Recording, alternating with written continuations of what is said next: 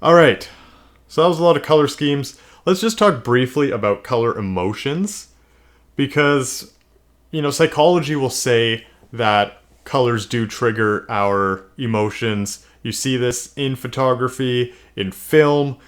They'll try and use these, at least in Western culture, they'll try and use these colors to match the emotions. So it is worth talking about, but, if you take a look at a very green photo, are you gonna always feel these emotions I'm about to tell you? No. But it can help lead your viewer to those emotions if that's what you're going for. So here is going to be our graphic that shows us quite a few different emotions for each different color. And of course it's not the full color wheel, but it covers pretty much everything. So if you look at red, things like excitement, energy, passion, action, doing something, desire, right? Think about Valentine's Day, everything's red. And just as a caveat, this graphic seems to be all about really good emotions, but there's some negative emotions too, right? Red, anger, hate, right? If we look at, let's go to orange, orangey, optimistic, uplifting, rejuvenating, friendliness, and fun. Especially that kind of gets more shown with yellow, where we have happiness and enthusiasm and friendliness. Again, there's some overlap here, optimism and confidence. Then when we get to green, this has a lot of natural, organic kind of emotions to it. So we have things like growth, refreshing, balance, reassurance, and hope, right?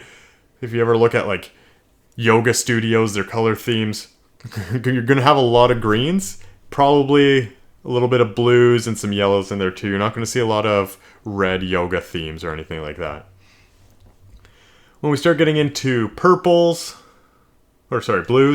we have intelligence, serenity, authority, honesty, and trust. So we have those kind of emotions.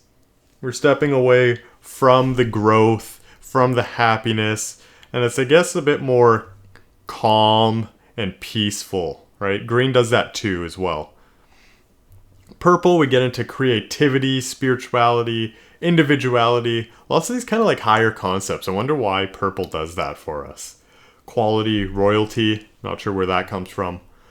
But yeah, that's kind of just it in a nutshell. So if you wanted to take a picture that kind of portrayed happiness, see if you can get some yellow tones in there, some yellow colors, maybe some oranges as well. If you want to take a picture where the viewer just seems really relaxed, or you just wanted to get that mood across, blues and greens, right? If you want a very dynamic picture, do the reds.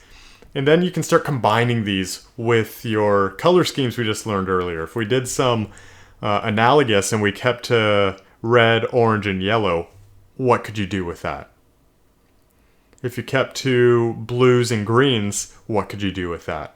Or if you start doing opposites, oranges and blues, right? You can start to see there's so many different options, and it can really start to tie our photographs together and really make them stand out, look professional, and just look very pleasing to the viewer's eye.